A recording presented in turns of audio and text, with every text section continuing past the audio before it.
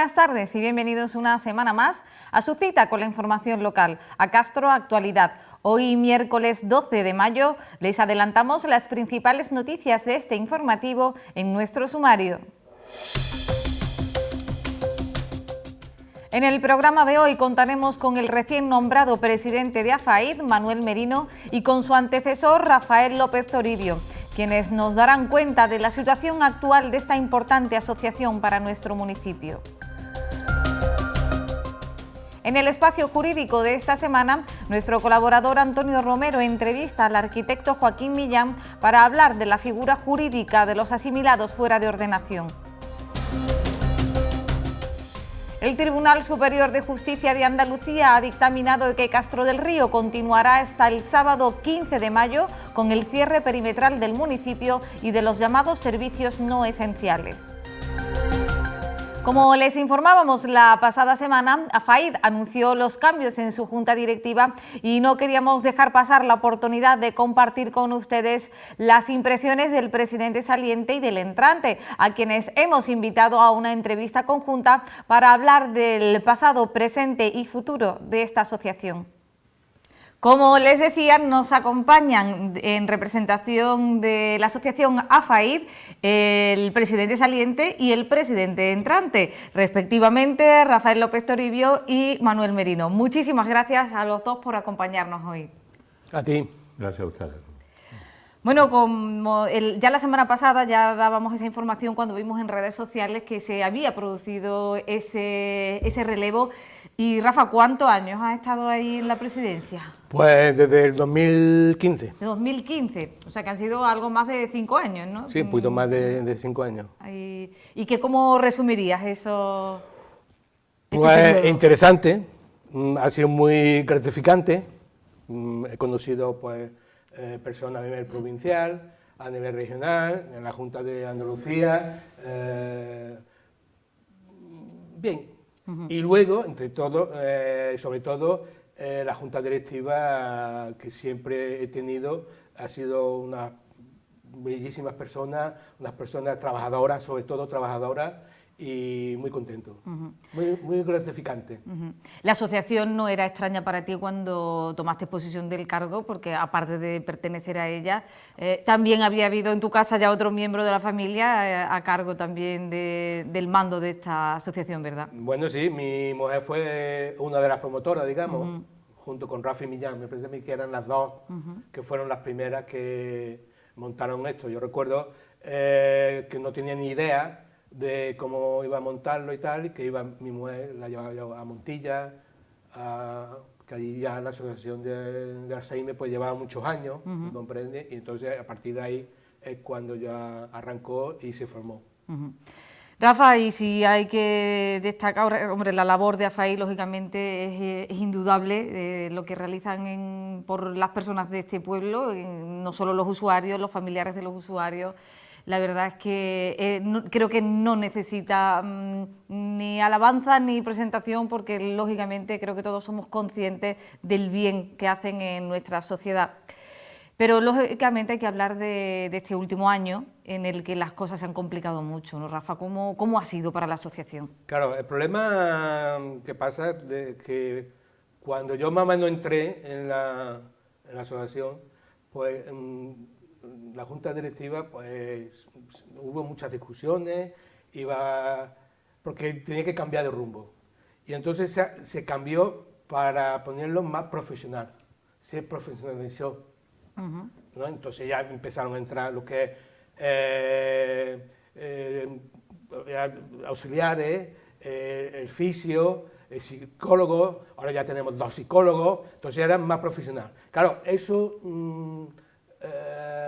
hace que haya una cantidad de gastos fijos que antes de la pandemia pues íbamos bien porque se hacían muchas actividades, se podía ir a los distintos organismos para tener reuniones, para tener subvenciones, para tener, en fin, y ahora, aunque se puede ir, pero el mismo dinero hay que repartir a más asociaciones porque estamos todos igual. Todos muy necesitados. Y lo comprendemos, exactamente, y lo comprendemos. Sí. Segundo punto, nosotros hemos llegado a tener hasta 40 usuarios en el centro. Pues ahora, por las distancias, por todo el protocolo, pues solo podemos tener de 23 a 24, más no. Es que más no. Todo eso supone merma económica. Entonces, pues, te puedes imaginar, estamos haciendo números todos los días, menos mal que lo voy a dejar, hacer números todos los días y bueno, francamente vamos al día.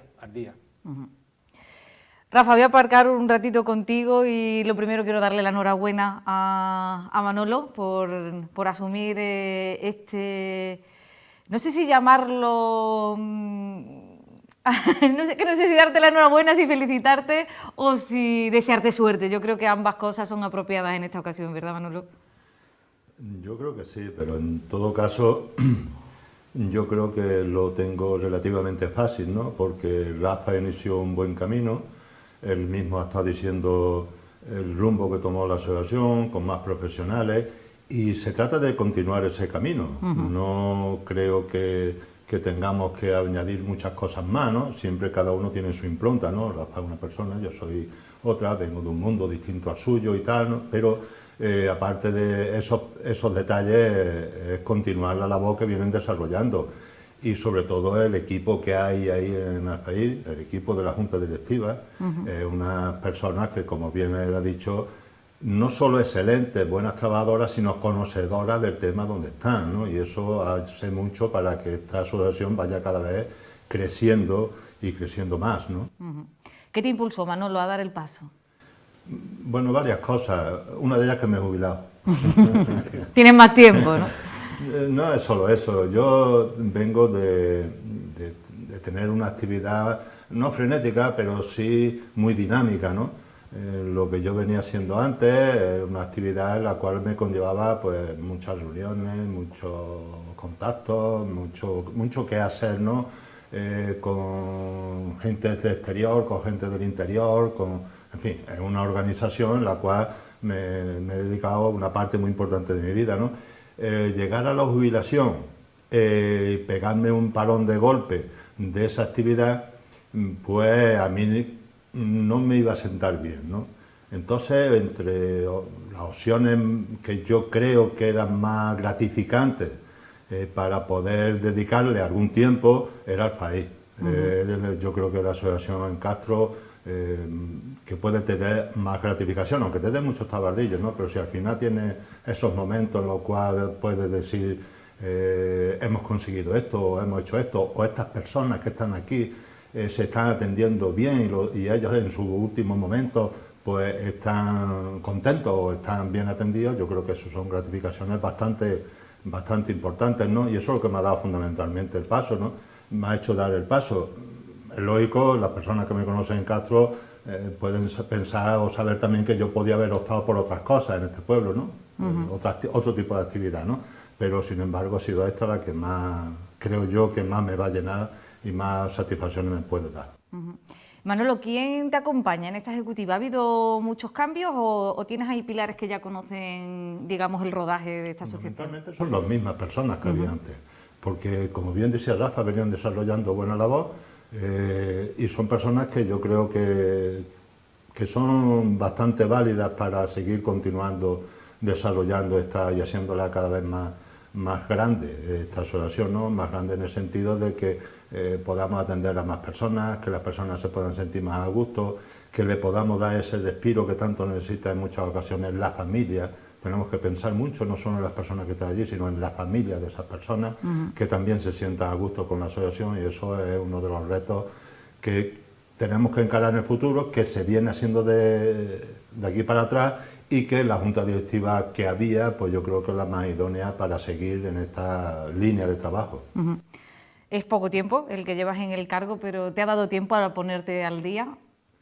Bueno, cuesta un poco de trabajo, no es exactamente lo mismo. Me ha ayudado Rafa, hemos charlado en algunas ocasiones, me ha estado poniendo al corriente de determinados temas y otros tengo que ir cogiéndolos, ¿no? Yo en estas cosas creo que, bueno, lo del refrán, ¿no? Pasito lento y firme, ¿no? No hay que intentar hacerlo todo el primer día, sino ir asentándose y cogiendo el sitio y cogiendo el pulso de este tipo de asociaciones y cogiendo el pulso de la gente, qué necesitan las personas, qué necesitan los familiares, qué necesitan los profesionales que tenemos ahí, que son unos excelentes profesionales, los trabajadores, y cogiendo este ritmo de trabajo que yo creo que es lo que hay que hacer, pero con paso lento y firme, creo yo, ¿no? Más que lanzarse de golpe y porrazo. Hay una vorágine de cosas que al final quien mucho abarca poco aprieta, ¿no? Y yo prefiero que las cosas vayan haciendo lentamente pero bien y consolidándose. ¿Hay algún proyecto, alguna idea que se te haya ocurrido ya? Bueno, siempre viene uno con la cabeza llena de cosas, ¿no? Y bueno, y esa cabeza llena de cosas después va chocando con las realidades, ¿no? Yo creo que las personas que están allí, la gente, los ciudadanos de este pueblo y quizás de otros pueblos, como es el caso de Espejo, tienen que conocer más y mejor lo que se hace allí. Se inició un camino con presentación de los profesionales en el Facebook y tal. Yo creo que tenemos que ampliarlo a otros medios de comunicación, como pueda ser este, en el cual se pueda dar a conocer la labor que hace allí, que la gente vea realmente cómo están sus personas allí, qué profesionales tienen, son gente cualificada, son gente que tiene las titulaciones requeridas para desarrollar esa actividad, y yo creo que eso es un tema bastante importante, ¿no? Hacer bien el trabajo y proyectarlo fuera de que se hace bien el trabajo para que las personas se sientan más a gusto, sobre todo los familiares o las personas que puedan ser futuros usuarios de allí, ¿no? Y aparte de eso, pues algún proyecto más interno, ¿no? Como temas relacionados con los propios trabajadores, la propia dinámica de trabajo, los propios proyectos vamos a trabajar un proyecto os voy a proponer, perdón, a la Junta Directiva, un proyecto de plan de igualdad en la empresa, porque yo creo que estos son elementos muy importantes, aunque sea una empresa pequeña, que hay que desarrollarlo, y en ese sentido vamos a empezar a trabajar. Estoy pendiente de tener la primera reunión. Tuvimos una primera rápida, espontánea, cuando fue la asamblea, pero pendiente de tener una próxima donde llevemos algunas de esas ideas, las podamos consolidar, podamos ponerlo en común todo y podamos empezar a desarrollarlas. ¿Cambia la idea de la asociación vista desde fuera o a lo mejor no desde fuera por ser socio, pero sí desde, digamos, de un plano más implicado o menos implicado en el sentido de ser solo socio y ahora pertenecer a esa junta de una manera, además, con un cargo de presidencia? ¿Ha cambiado la visión que tenía? Siempre cambia, siempre cambia. Uno cuando está fuera solo se le ocurre ser crítico. Solo es que se tiene que haber hecho esto, es que posiblemente se tiene que haber hecho lo otro, pero cuando entras dentro y ves y empiezas a ver que cuando tú quieres desarrollar cualquier tipo de idea o de proyecto, no es solo lo que tú tienes en la cabeza, es también cómo lo ve la gente, cómo lo ven los trabajadores, cómo lo ve la junta directiva, cómo lo ven los usuarios, cómo lo ve la familia de los usuarios. Entonces te cambia mucho, te cambia la perspectiva, ¿no? Yo creo que Alfaí ha venido desarrollando una labor bastante buena desde hace muchísimo tiempo, ¿no? Yo espero que la siga desarrollando, yo voy a aportar todo lo que pueda para que la siga desarrollando, ¿no? Pero no es lo mismo. Vuelvo a los refranes, no es lo mismo ver los toros desde la barrera. ¿no? No es lo mismo que una vez que estás dentro, que ya te encuentras más dificultades, incluso en muchas ocasiones dificultades administrativas. Y no me refiero a administrativas aquí, me refiero a la relación nuestra con las instituciones, ¿no? Que en eso Rafa sí que sabe de ese tema, ¿no? Entonces eso te va poniendo determinadas piedras que hay que saber cómo saltar esas piedras y cómo avanzar en ese sentido. En ese sentido, efectivamente, algo cambia la percepción. Aunque la idea global es la misma. ¿Qué hace la asociación? ¿Cuál es su finalidad? ¿Qué es lo que tiene que hacer? Ese concepto general es el mismo. La manera de hacerlo, te encuentras las dificultades y te encuentras los inconvenientes que puede tener en muchas ocasiones. Se trata un poco de encontrar la manera de explotar al máximo las posibilidades que puede ofrecer, ¿no? Sí, sí, planteado así, sí, claro, de explotar y de ver que yo creo que este tipo de asociaciones, esta y otras que pueda haber como esta, son trabajos que se hace en la sociedad que van a ser imprescindibles, que ya lo son y que lo van a ser. Hay que tener en cuenta que nuestra población ha venido teniendo una esperanza de vida cada vez mayor. Estamos entre los 87 de las mujeres y los 84 de los hombres años, ¿no? De esperanza media de vida. Media, ¿no? claro, luego hay más. Sí, sí, media. Luego está el padre de Rafa. Luego está su padre, sí. Luego está Rafael, ¿no?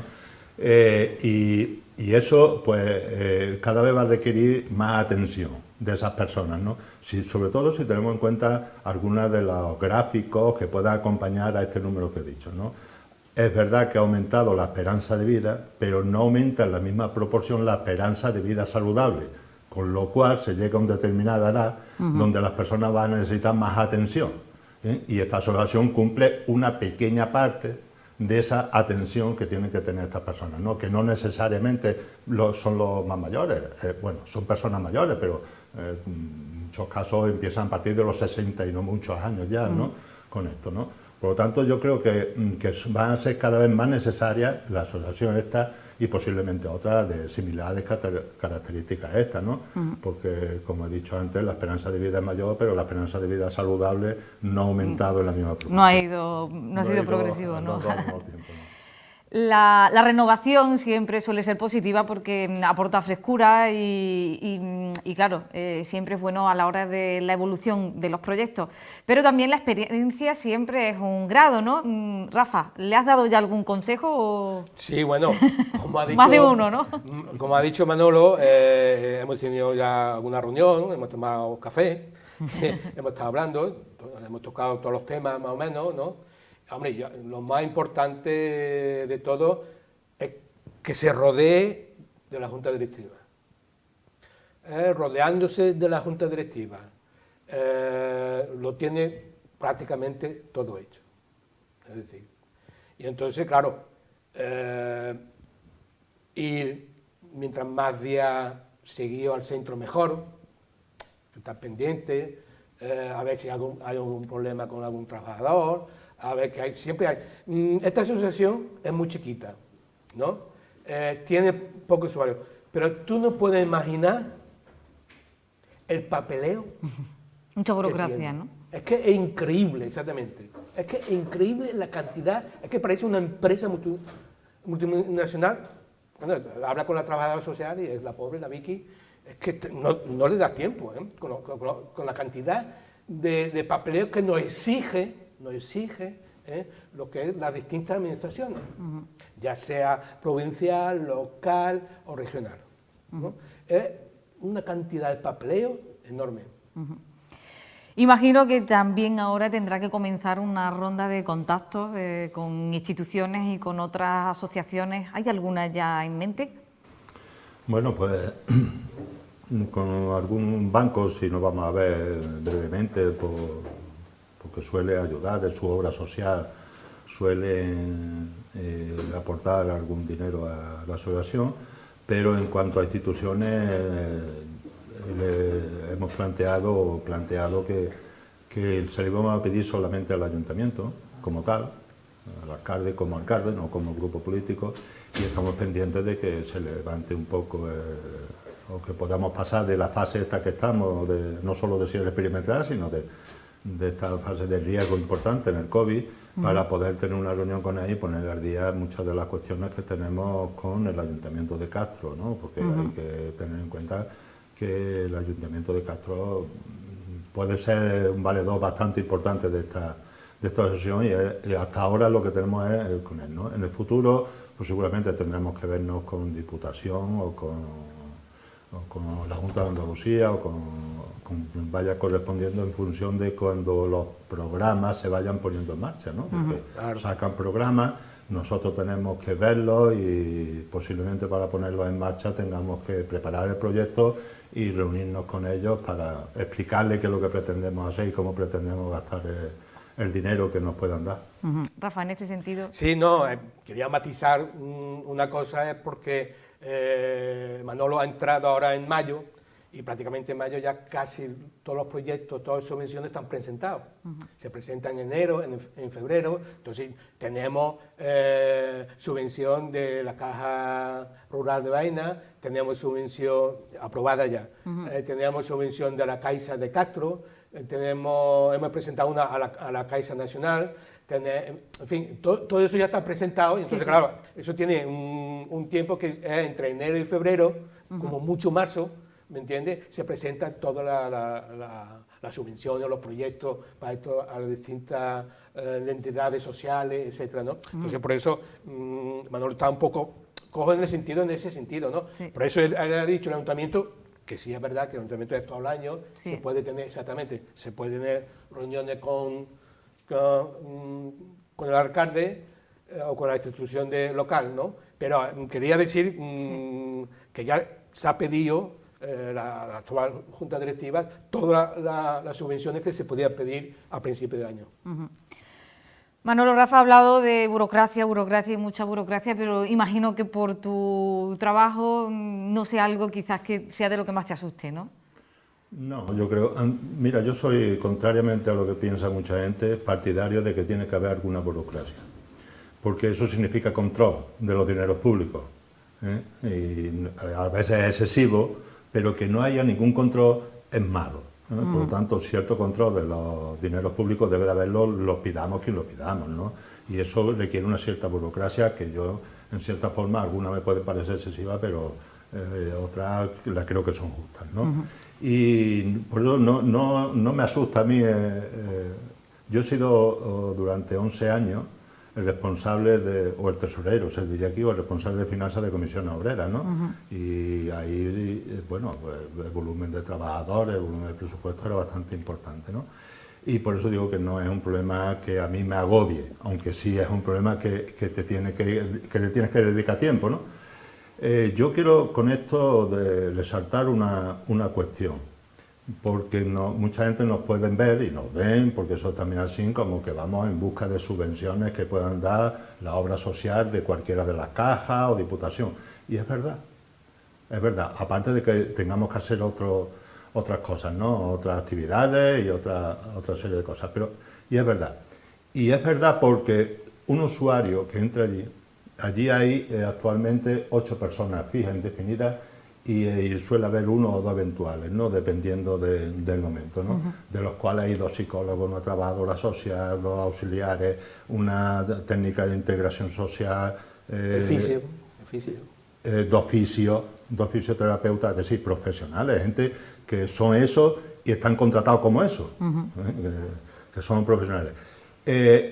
Y a cada usuario, de la cuota que paga, le cuesta, no tengo hecho los cálculos exactos, pero en torno a 2 euros la hora. Pagar solo eso. El resto del dinero que vale un técnico, lo buscamos como bien sabes, que nos tiene que echar una mano al ayuntamiento, que se monta una caseta o se monta una verbena, que se vende lotería, que se monta en cualquier cosa, cualquier actividad que haya en el pueblo, allí está el país montando algo para sacar dinero, ¿no? Porque hay que complementar lo que dice el convenio, que hay que pagarle a un fisio o un psicólogo o a los profesionales que sean, ¿no? Y ese complemento le cuesta mucho trabajo a la Junta Directiva. Y se lo curran bien, de hecho lo pagan. Es decir, ¿no?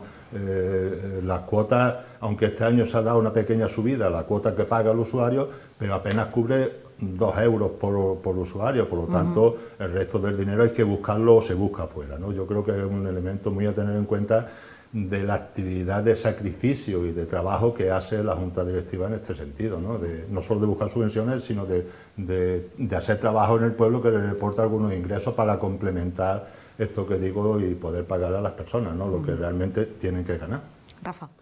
Sí, sobre este respecto, quizás yo tengo una cosa que he conseguido en la Junta Directiva y tal. Señores, vosotros o nosotros no vamos a pedir limosna. Eso es lo primero. Es que parece que vamos a los distintos organismos a pedir limosna. No, en primer lugar, ¿quién tenía que hacer este trabajo? La administración. El primer que tiene. No lo hace. Pues han creado asociaciones particulares, digamos en este caso, para poder solventar este problema. Las primeras asociaciones que se hicieron, ¿quién lo hicieron? Familiares de Alzheimer. Así de claro, eran los familiares de Alzheimer. Si ahora la administración no recoge ese trabajo, pues tenemos que ir a la administración, a los distintos organismos a pedir. Pero no vamos a pedir un limosna, sino hay que ir con la cabeza levantada, alta, que está haciendo un trabajo increíble, como dice Manolo. Ciertamente, AFAI se ha convertido no solo en una asociación que ofrece un servicio muy necesario para nuestra sociedad, sino que también se ha convertido en un motor económico y, como ha indicado Manolo, además de una manera justa para el trabajador y en la que se tiene en cuenta también la profesionalidad. Otra pata importante de esta asociación son los socios, que a través de su cuota también pueden contribuir. ¿Cómo está la salud de la asociación en cuanto a esto, el número de socios? Yo creo que AFAI, con bastante diferencia, en mi impresión, es la asociación que tiene más socios en este pueblo. Y eso es digno de alabar. Andamos cerca de los 500... de las 500 personas que pagan anualmente su cuota. No es una cuota elevada, pero la pagan anualmente, ¿no? Y 500 abonados, 500 socios, como tiene AFAI, yo creo que en Castro hay muy pocas asociaciones que lo puedan conseguir, ¿no? Ni que lo puedan tener. Con diferencia creo que es la que más... Y esto significa sobre todo que hay una fuerte conciencia con este tema, ¿no? Con el tema del Alzheimer o otra demencia, otro tipo de enfermedades relacionadas con este tema, ¿no? Y yo creo que hay una fuerte conciencia en la sociedad con este tema y requiere la sociedad, yo creo que en su conjunto, que se le dé este servicio. No solo lo piensan las personas que tiene alguien que tiene Alzheimer, ¿no? Sino incluso personas muchas personas que lo ven necesario, aunque no le toque a ellos, ¿no? Pertenecer a una asociación de estas, casi los 500 personas que pertenecen, no son todas personas que van a tener, aunque esto no sabe a quién le puede tocar, ¿no? Pero, sí. Bueno, pero es verdad que el grado de conciencia que hay en el pueblo con este tema, yo creo que es bastante importante, ¿no? 500 socios en un pueblo como Castro del Río, con menos de 8.000 habitantes, es un número importante. Muy significativo, sí. Rafa, a lo largo de estos años, ¿tú has notado que esa valoración hacia la asociación? Yo creo que sí, porque no tienen más que mirar que cada vez que AFAI hacía un acto, se volcaba el pueblo. Entonces eso significa algo, ¿comprende? Que, como ha dicho Manolo, lo estaremos haciendo bien, cada vez hay más conciencia. Yo recuerdo cuando empezó la asociación, pues nadie quería decir que tenía un familiar con Alzheimer, que era un poquín tabú, ¿no? Vamos a decirlo así. Ha contribuido también a eliminar estigmas, ¿no? Exactamente. Ya te digo yo que antes de la pandemia pues teníamos 40 usuarios y con lista de espera. Es decir, entonces la gente ya se veía que AFAI ya era, como he dicho yo, ya lo cogimos nosotros profesionalmente, ya empezamos a los trabajadores que fueran profesionales, ya que realmente fuese ya lo que es un centro sanitario. Luego de ahí pasamos al sello de calidad, que todo eso tiene unos protocolos y una forma de trabajo que el sello de calidad no te lo dan así tampoco. Tiene luego su inspección todos los años, que tiene que pasar, que la calidad que tenga en el servicio, los protocolos que tenga para cada trabajador, es decir, que ya somos profesionales, como un centro sanitario somos. Algo que a mí también me ha llamado mucho la atención es la capacidad que ha tenido también de movilizar al voluntariado, que además casi por el trabajo que tenemos aquí, que desarrollamos en Telecastro, se han hecho diferentes reportajes y se ha ido a visitar varias veces las instalaciones y todos ellos hablan de lo gratificante que es y ya una vez que se planta esa semillita, ¿no?, de la colaboración social, es difícil quitarla, ¿no? Y es algo que también ha llevado a cabo AFAI, es otra de las cosas que han motivado a AFAI, ¿no? Sí, yo creo que sí. Ahora mismo hay, creo que son 3 o 4 personas allí que están en práctica y algún voluntario, Pero hablando esto con personas de allí, del tema de los voluntarios, hay veranos que había listas de espera, había más de 40 personas que querían ser voluntarios ahí, entonces había que hacer turnos para que pudieran ir, ¿no?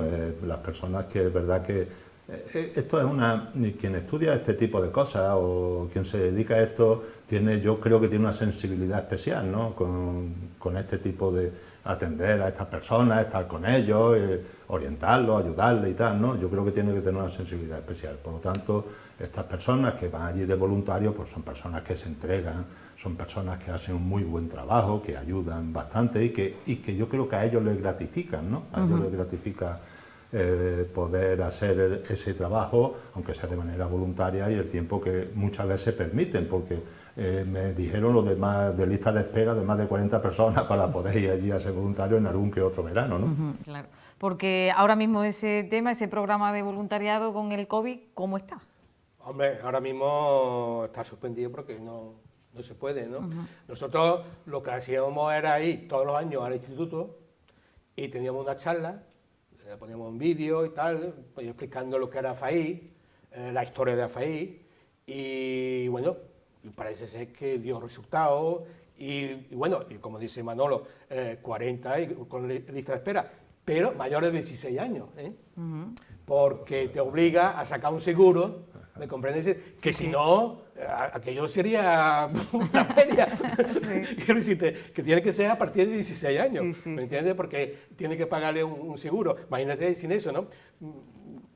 Es como estaba diciendo Manuel, hay una sensibilidad. Es que te voy a decir una cosa, es que lo que tú estás diciendo, puedes coger muchos tabardillos, pero es gratificante. Un día que entra, te da una sonrisa un usuario de allí, y el trabajador dice, este es el jefe del cortijo, y se pone delante tuya y se va. Yo me acuerdo de tu abuela. Yo me acuerdo de tu abuela. Las visitas institucionales le encantaban. Eso era claro. Yo ahora soy un médico particular. O sea, aquí ya está. Le voy a hacer una tapa. En fin. Y entonces eso es muy gratificante, de verdad, ¿no? Las personas que tienen un poquito de sensibilidad, yo había un día, y con tu abuela alguna vez también ha pasado, y tu abuelo, pero bueno, sobre todo tu abuela que era más graciosa en este caso, me saltan las lágrimas. Entonces, por eso te digo que es gratificante, aunque pille tabardillo. Sí. Manolo, yo imagino que ya habrá gente que se habrán enterado, ¿no?, de que ya eres el presidente de AFAID y, bueno, ¿qué recibimiento has tenido? ¿Quién? La gente que no te han comentado nada. Sí. Por el pueblo. Bueno, pues bien, los amigos bien, los conocidos más allegados también muy bien y el resto supongo que también, ¿no? Es verdad que me han felicitado un grupo importante de personas, ¿no? Y no solo felicitarme, sino desearme buena acción y muchos de ellos ofrecerse por si pueden ayudar en algo, ¿no? Eso te iba a preguntar, si ha habido ofrecimiento. Sí, lo ha habido también, ¿no? Y eso es bastante importante, ¿no? En este sentido, ¿no? En cuanto a valorar a la persona que no solo te da la palmadita en la espalda, sino que te dice aquí estoy yo, ¿no? Yo creo que es un elemento bastante importante de apreciación y sí lo ha habido, sí. Sí. Pues Manolo, yo también te ofrezco esta casa para aquello que necesite la asociación y desearte eso, muchísima suerte, enhorabuena por ese nombramiento. Y Rafa, ahora a descansar un poquito, ¿no? Sí, ahora a descansar un poquito porque aparte del tiempo que tuve como presidente, también tuve 2 años de presidente de federación, que también bastante problemas, porque ya son todas las asociaciones de la provincia. Córdoba es una de las provincias que más asociaciones tiene, porque Granada tiene 4, por ejemplo, ¿no? Sí. Y las demás tienen también pocas, pero Sevilla, Huelva y Córdoba son las que más tenemos, ¿no? Y entonces cada una tiene sus problemas, lo que pasa, ¿no? También fueron 2 años muy fuertes, y ya está. Y entonces, pues eso, como dices tú, descansar un poquito. Y bueno, ayudaré también cuando pueda, me pasaré por el centro, ¿verdad? Que no es un adiós, sino es un hasta luego. No hay una desvinculación total. No. Eso te deja marcado, ¿verdad? Que eso no. Pues suerte en todos los proyectos y muchas gracias por venir aquí a compartir yo ya con nosotros. para que sea efectivo, Ah, el traslado de poderes. El cambio de cartera, el cambio de cartera, ahora sí efectivo ya. Ahora ya sí. Ahora sí efectivo ya. Pues muchas gracias a los dos y suerte. Vale. Gracias a ustedes por darnos esta oportunidad. Hoy retomamos el espacio jurídico empresarial que coordina nuestro colaborador, el abogado y presidente de Auteca, Antonio Romero, quien ha invitado al arquitecto Joaquín Millán para hablar sobre la figura de los asimilados fuera de ordenación. Hola, bienvenidos. En el día de hoy contamos con el arquitecto don Joaquín Millán.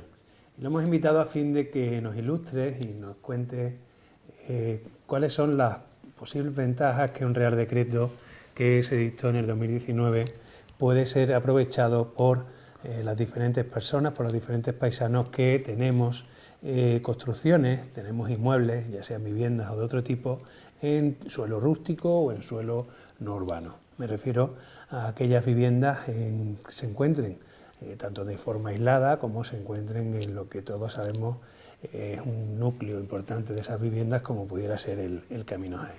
Hola, bienvenido, Joaquín. Buenas tardes, buenos días más bien. Bueno, pues cuéntanos un poco, a grosso modo, qué viviendas son las que se pueden beneficiar de este Real Decreto, de este AFO, de lo que es asimilado fuera de ordenación. Bueno, en principio, no solo en el suelo rústico, como que se conoce normalmente como suelo rústico, sería de aplicación, sino también en los suelos urbanizables.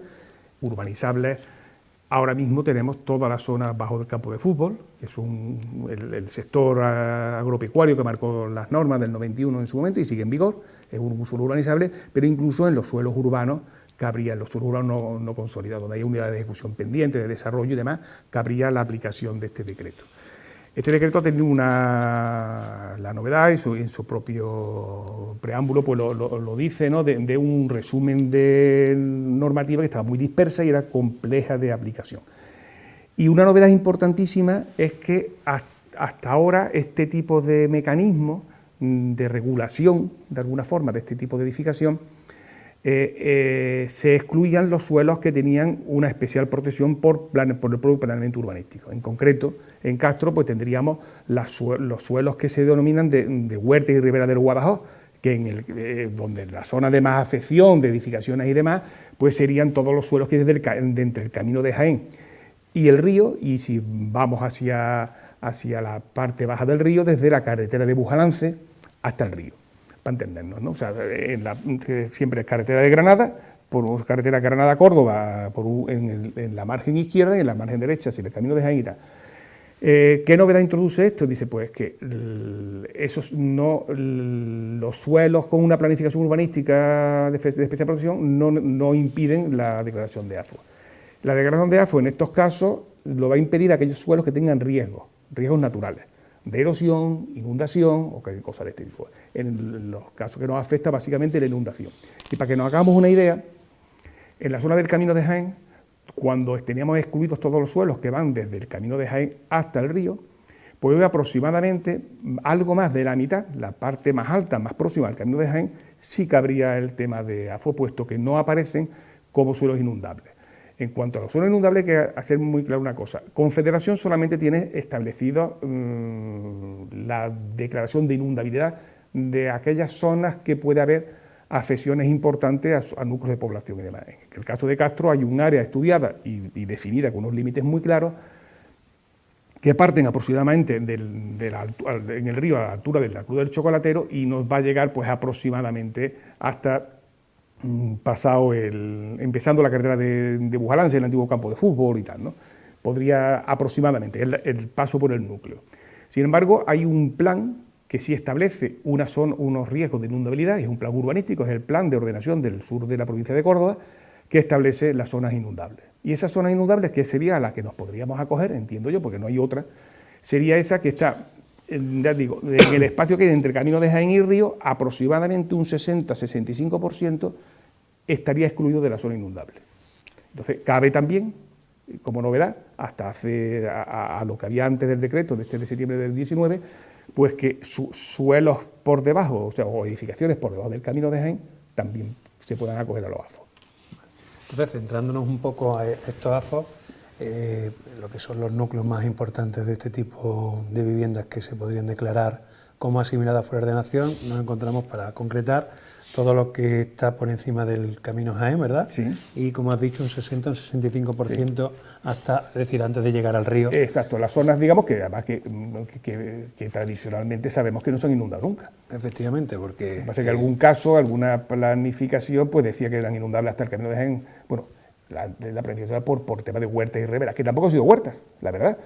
Junto al camino de Jaén, justo al camino de Jaén, huertas no ha habido nunca, salvo cuando llegas a la zona de Santa Sofía, pasar por Villo, tal. Antes no, ni siquiera Sotogordo tiene huertas pegadas al camino, porque nunca el riego tradicional no ha llegado nunca allí. No llega nunca allí. Imposible, con norias y tal, como se hacía, ¿no? Y sería también de aplicación, dice, se le podría aplicar el AFO, podría declararse en AFO una vivienda que no se encuentre en estos núcleos, sino que se encuentre más aislada, es decir, una vivienda aislada de una finca rústica. Vamos a ver, en concreto, la vivienda que está totalmente aislada le es hasta más fácil de aplicación el AFO, en el sentido de que está muy claro, porque se tramita su AFO de forma individual.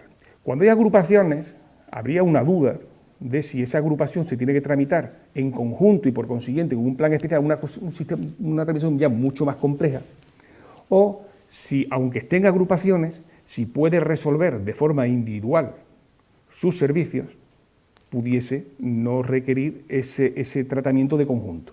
Entonces, en la finca que está aislada, esa es la más clara.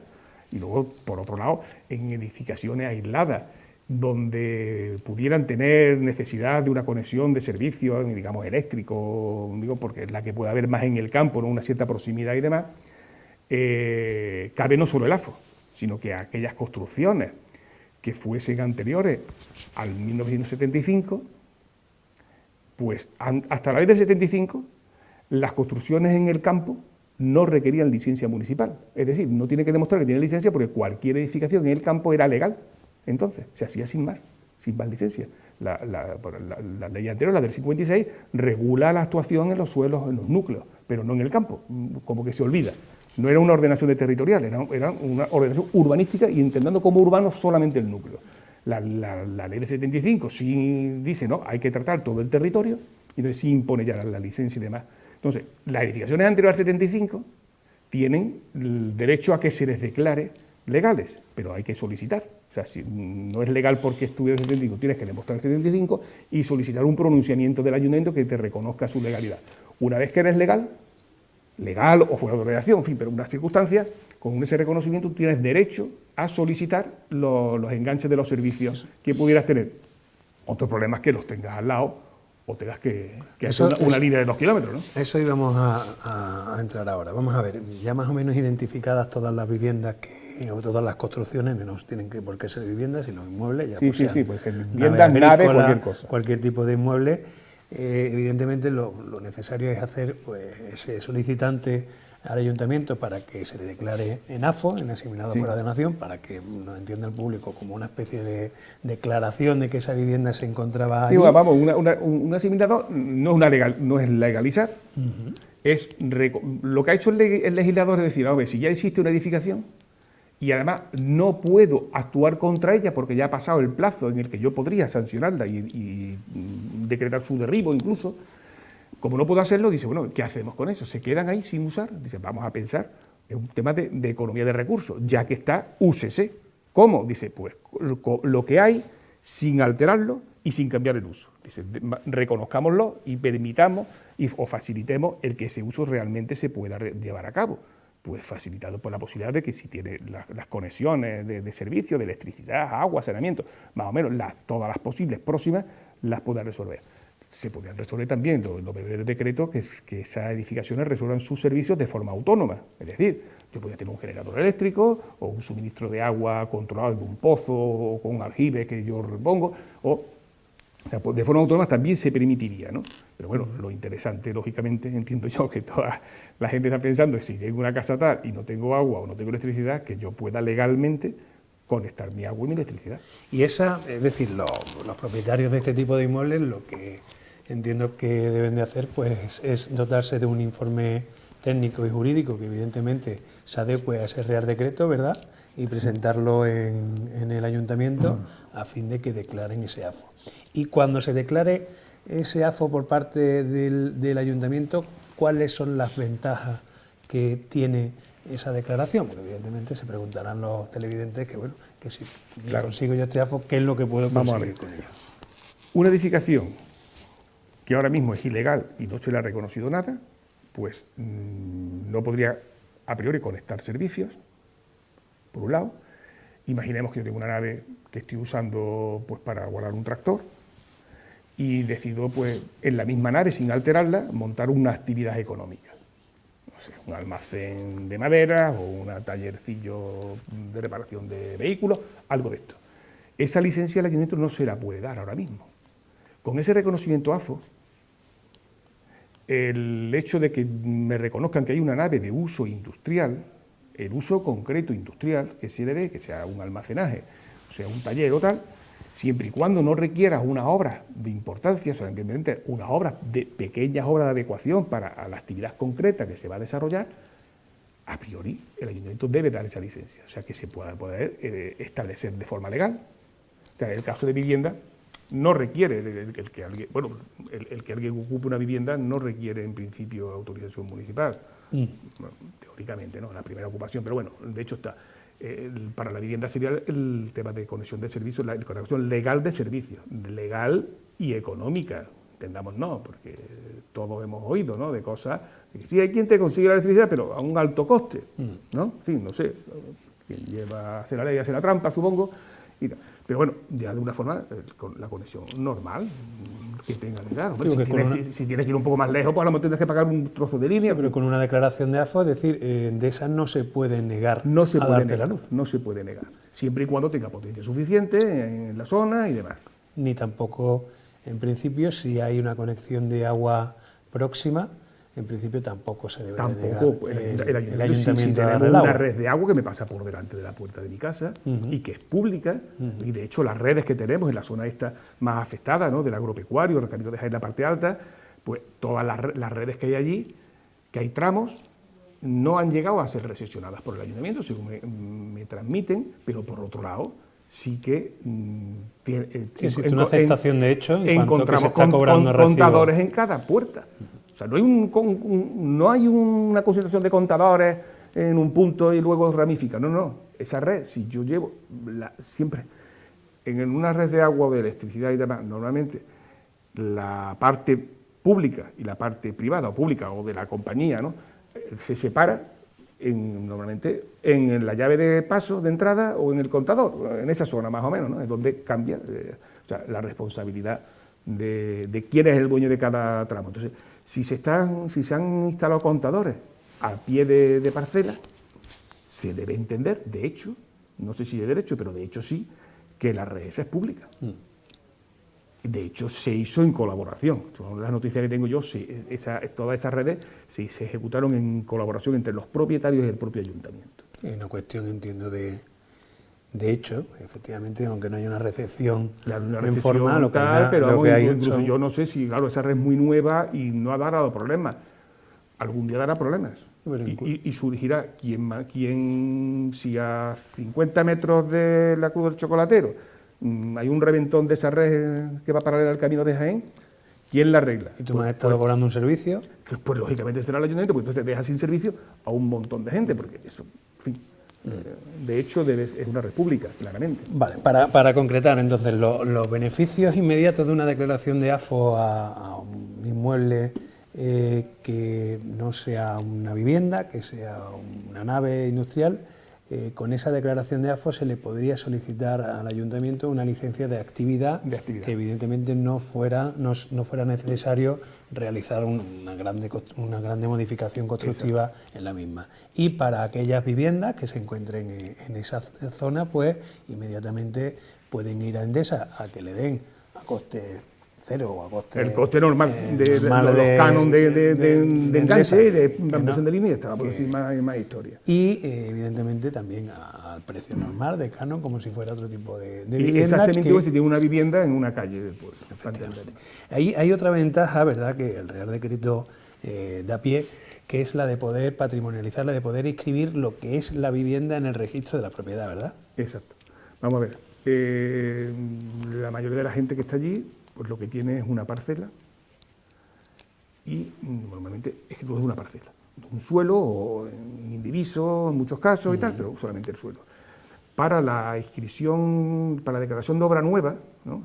Sería inscribir la edificación que aparezca en el registro de la propiedad, pues hoy por hoy se va a requerir en un edificio normal, estaremos pensando que requeriría pues un final de obra, licencia de obra y una licencia de primera ocupación del edificio, digamos, la mecánica normal. ¿Qué ocurre en estos casos donde no ha habido un proyecto y evidentemente no iba a licencia de obras, ni hay un fin de obra, ni nada? La declaración AFO suple todo eso y habilita el que se pueda inscribir esas construcciones en el registro de la propiedad. Sí es verdad que tendrá que aparecer, y aparecerá en el registro de la propiedad, la condición que tiene. O sea, que es un edificio que está reconocido es un reconocimiento de situación legal de fuera de ordenación. No es que sea legal, es que la situación, desde el aspecto desde el punto de vista legal, es asimilado a fuera de ordenación. O fuera de ordenación en otros casos y demás, ¿no? Pero sí que te permite que ese edificio aparezca como parte integrante de tu propiedad. De otra manera, no. Imaginemos, ¿no?, un caso de un embargo. Te embargarían el suelo por el valor del suelo, lo que aparece en el registro. Te valorarían el suelo. Pero resulta que tú tienes un suelo que vale 3 y una construcción que vale 20, pero a ti te valoran sobre 3 y te embargan sobre 3. A priori, o tendrías que pelearlo. Pero tendrías que pelearlo. Y sobre todo en las situaciones de condominio, cuando se producen embargos, claro, evidentemente el que elige el embargo, como al haber un condominio no estar determinada cuál es la porción de terreno, el que haya ya un inmueble identificado como de tu propiedad, pues evidentemente sí, pero facilita también el hecho que has dicho, es decir, que hay un inmueble que vale una cantidad y que está declarado a mi nombre en una situación de condominio, es decir, una forma también de identificarse un poco con respecto a los copropietarios. Para concluir, es decir, el hecho de decir, ¿qué otra ventaja más crees que le pudiera dar a un inmueble de estas características la declaración de AFO? Básicamente lo que hemos dicho, la posibilidad de conexión a infraestructuras urbanas, la posibilidad de una licencia de uso o de actividad, poder patrimonializar y, en principio, claro, el poder hacer obras de conservación. O sea, no se va a permitir nunca en un AFO una obra de ampliación, ni de, imaginemos que la cubierta está mala y tal, pues no teóricamente, pues bueno, tú puedes, las obras necesarias para conservar el uso sin aumentar superficies construidas, para entenderlo. Lo cierto es que con la legislación actual, en principio, esa declaración responsable que es necesaria ahora para hacer la reforma, en un AFO se la podrían dar, ¿no? En un AFO sí. Una reforma que está dentro de esos límites, que es de conservación del uso, ahora yo lo puedo transformar. Vamos a ver, si yo tengo un edificio que el AFO me ha dicho que es un uso industrial, yo no puedo solicitar obras para transformarlo en una vivienda. Esto está claro que tengo que mantener el uso. Pero si yo pido una licencia, pues para poder adecuar, para poder montar, pues, no sé, la iluminación nueva, porque aquello se me ha quedado obsoleto o tal, pues teóricamente para mantener ese uso, las obras necesarias, hasta un cierto límite, como tal, pues debieran permitirse sin ningún problema. Exactamente igual que en una casa en el pueblo. En el pueblo. Y bueno, para finalizar, creo que, bueno, en principio, aunque hemos colectivizado zonas, creo que lo ideal es que cada caso se examine, ¿no? Se examine de forma individual, porque evidentemente cada caso es un mundo. Cada caso es un mundo, porque claro, va a depender mucho de su ubicación concreta, de cómo accede. Si accede directamente de una vía pública, por ejemplo el camino de Jaén o tal, directamente, o de una vía que se haya abierto. ¿Qué carácter? Luego habrá que pelear con el ayuntamiento para ver qué carácter se consideran las parcelas que están en indiviso, esos caminos de pasos, que son una servidumbre y tal, si, por ejemplo, si eso se va a considerar como un acceso, ya existe, no hay que hacerlo, en consiguiente no se demanda un acceso común, puesto que ya existe, y nos encontramos además casos en los que esos accesos y esas parcelas, incluso aunque en escritura están en indiviso, Catastro reconoce cada parcela como parcela catastral independiente y reconoce la calle como viario, porque no le asignan ningún número de parcela privada. Entonces, Y el ayuntamiento cobra por ello también. hombre, el ayuntamiento se lucra, evidentemente, de los IBI. Evidentemente, si lo hubiese visto contrario, debiera haber dicho, no, a mí no me dé esto porque Efectivamente. yo no reconozco esa situación. Está reconociendo esa situación de Catastro como parcela urbana. Bueno, urbana de Catastro no es urbana urbanísticamente, es distinto, ¿no? Pero sí que está reconociendo eso, ¿no? Y para finalizar, es decir, por el contacto que hemos tenido, que he tenido con algunos de los propietarios, es condición sine qua non, es decir, sin una declaración de AFO, el ayuntamiento no puede otorgar derecho al agua, ¿verdad? En ningún caso. No. Es decir, que aunque se encuentren 10 viviendas que 3 tengan el AFO, las otras 7 no se van a poder aprovechar, ¿verdad? No. Es más, cuando se tramitase, imaginemos que se plantease una actuación de conjunto, como un plan especial, se pone un conjunto que se desarrolla para meter incluso infraestructuras nuevas y demás, la propia ley establece que aquellas viviendas que no cumplen las condiciones quedan excluidas. O sea, que podría darse el caso, bueno, las condiciones son que tengan al menos 6 años, básicamente, para entendernos. A día de hoy, que tengan al menos 6 años.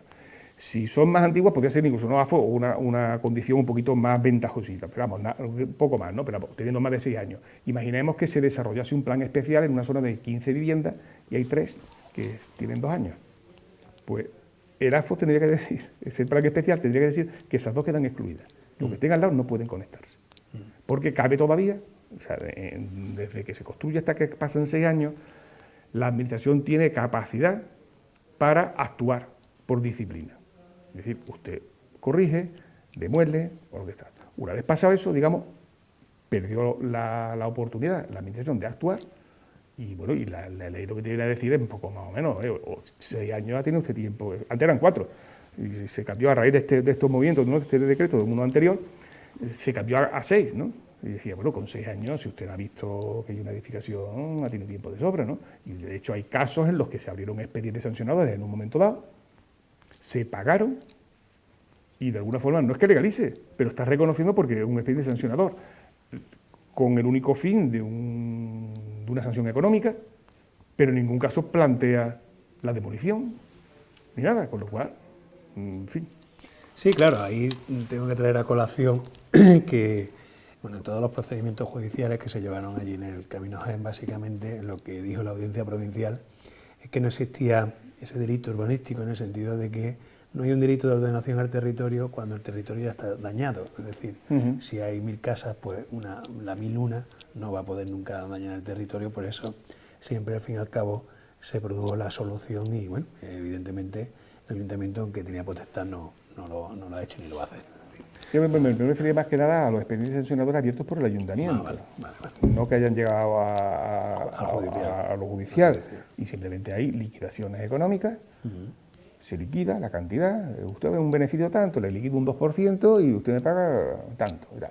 Pero, sin embargo, en ningún caso se plantea la demolición ni nada. Entonces, realmente no se perseguía, entiendo yo, visto eso, una restitución del orden establecido. Simplemente, vamos a dar la pinta de que era un tema recaudatorio. Y al fin y al cabo, como has manifestado al principio, el Real Decreto lo que viene a decir, oye, que está esto aquí, vamos a aprovecharlo y vamos a arreglarlo. Claro, porque el propio decreto habla un poco de estadística, que habla de que hay unas 500.000 edificaciones irregulares en el suelo no urbanizable en Andalucía. 500.000. Bueno, yo no sé si Castro en proporción al habitante, yo creo que tenemos más en proporción. Yo creo que la provincia de Córdoba en general, porque pues toda la zona de se han reurbanizado. Nosotros estuvimos trabajando mucho en temas de legalizaciones de AFO en la sierra, por encima de Alcolea, en la ciudad de Alcolea, una urbanización, hicimos 40 y tantos, 50, negociando con la gerencia de urbanismo de Córdoba y demás, hace ya años, con los primeros decretos, cuando salió el primer decreto y tal, ¿no? Y se ha intentado regularizar metiendo en urbanizaciones y tal, pero es súper complejo, poner de acuerdo a mucha gente, cada uno con un interés distinto, y en fin, eso. Sí, pero ciertamente el Real Decreto este del 2019 simplifica mucho y automatiza. Simplifica y facilita, ya te digo, lo de los territorios, ¿no? En el caso este concreto de que por debajo del Camino de Jaén también quepa esa posibilidad, ¿no? Pues bueno, es un aliciente, ¿no? Entonces, una cosa importante que no tenemos que dejar de ver es que hay un servicio urbano que no existe en ninguno de estos puntos, que es un tema de alcantarillado. Y que además sería prácticamente inviable a día de hoy como está esto, ¿no? Por las distintas pendientes que tenemos. Entonces, eso hay que resolverlo, porque uno de los aspectos que pretende resolver el decreto es las afecciones medioambientales. Son vertidos que pueda haber, de agua sucia de cualquier manera y demás, ¿no? Entonces, claro, en eso sí, hombre, que quede claro que tendrán que dotarse de forma individual y si fuese agrupaciones, pues de forma colectiva, un sistema de depuración, para que el vertido que se haga sea de aguas limpias o depuradas ya. Entonces, eso sí que debe tenerse en cuenta. Sí, pero un servicio de depuración es cierto que existen servicios que son poco costosos, ¿verdad? Y que hay depuradoras por una vivienda para 3, 4 personas, por 1.000 y pico de euros, se puede instalar. ¿Entiendes? O sea, que no es una cosa excesivamente costosa. Son una cosa prefabricada, hace un momento lo conectas y eso no tiene más problemas, ¿no? Incluso yo he visto casos de casas en que tenían, bueno, casas, yo me acuerdo hace ya tiempo en la zona de la costa de Cádiz me llevaba un hostalito, de vez en cuando tenían su sistema de depuración propio, y tienen una zona de césped que lo regaban con el agua depurada. Entonces tienen una serie de tuberías. Eso es cuidar por el medio ambiente, ¿no? No, claro, y lo tenían diciendo, no, si nosotros aquí no gastamos ni un litro de agua para esto, con todo el agua que sale de la depuradora es la que, con un sistema de irrigación subterránea, irrigaban todo el césped. Poquito a poco, y el césped ni había un mal olor, ni nada, siempre y cuando le hagan las operaciones de mantenimiento. Si la depuradora la monta y te olvidas de ella, pues cuando pase un tiempo, pues no tienes depuradora, tienes un depósito que pasa el agua por allí y sigue saliendo para el otro lado, sin más, ¿no? Claro, todo requiere un mantenimiento. Bueno, Joaquín, no sé si quieres añadir algo más, yo creo que ha quedado todo bastante. Darte las gracias por venir, por habernos informado acerca de ese Real Decreto y de las ventajas que muchos paisanos se pueden acoger. Y bueno, agradecerte. Pues nada, gracias a vosotros por invitarme. Bueno, pues espero que haya sido ilustrativo lo que Joaquín Millán, arquitecto, nos ha manifestado y explicado acerca de ese Real Decreto, y evidentemente creo que será muy provechoso para muchísimos paisanos que tenemos una vivienda en zona no urbana, y que es una oportunidad que ese Real Decreto da, pues como hemos dicho, para tener unos servicios esenciales como pudieran ser la luz, sin pagar ese peaje que se viene pagando en muchas ocasiones.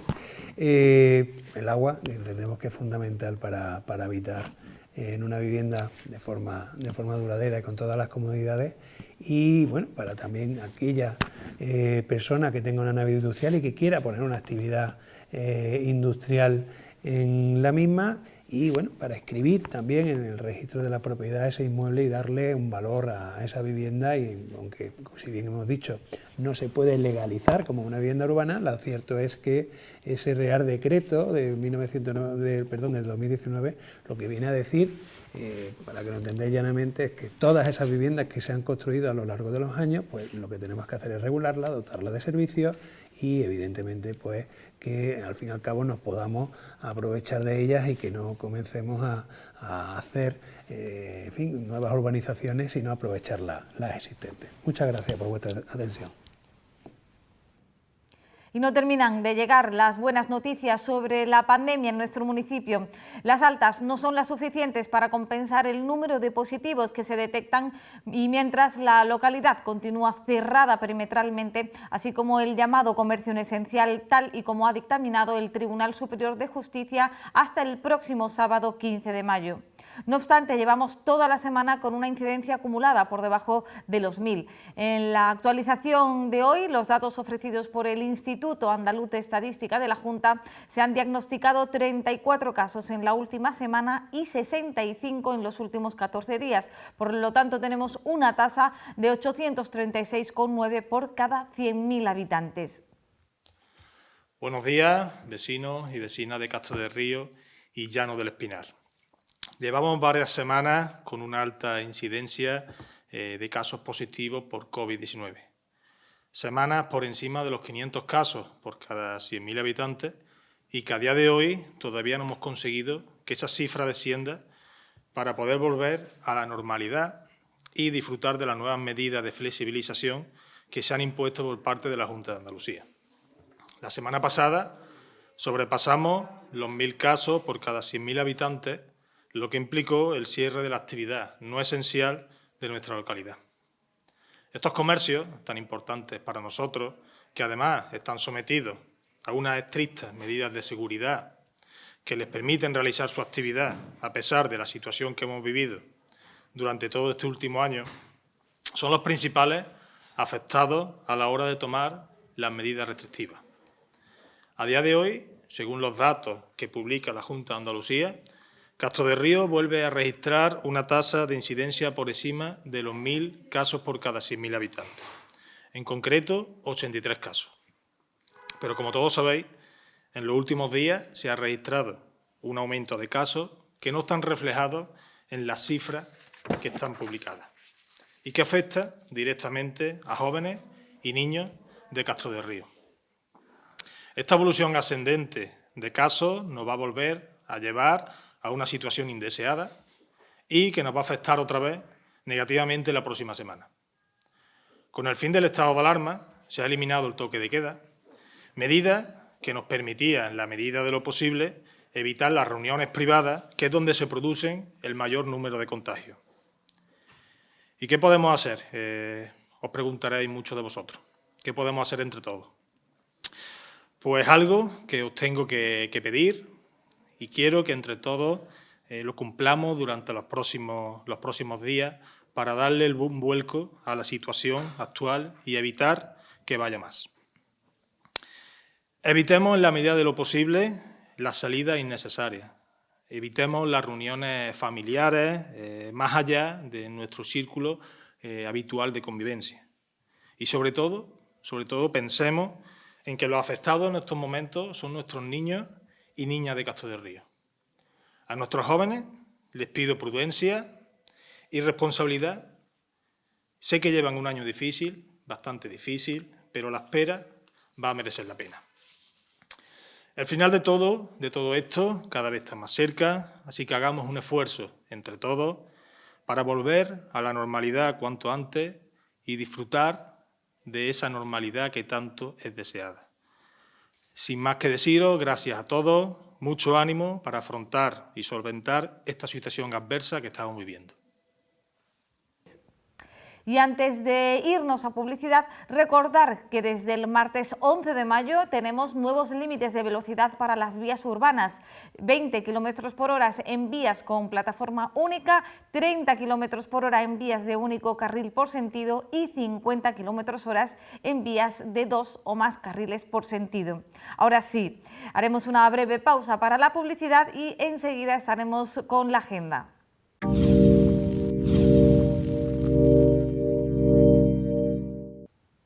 Para hoy miércoles 12 de mayo a las 20:30, 8:30 de la tarde, la Coordinadora Estatal y Andaluza, así como la Plataforma Ciudadana Cordobesa para la Defensa del Sistema Público de Pensiones, convocaron una concentración de la que daremos cuenta en el informativo de la semana que viene y en la que otros asuntos quieren reivindicar la jubilación a los 65 y la equiparación de la pensión mínima con el salario mínimo interprofesional. Y en otro orden de cosas, Telecastro participará en la celebración de la semana dedicada a los museos. El próximo lunes 17 de mayo, a partir de las 12:30 del mediodía, retransmitiremos en directo a través de nuestro canal de televisión local y de nuestro canal de YouTube la actuación de Ana Marga en los diferentes espacios museísticos de la localidad.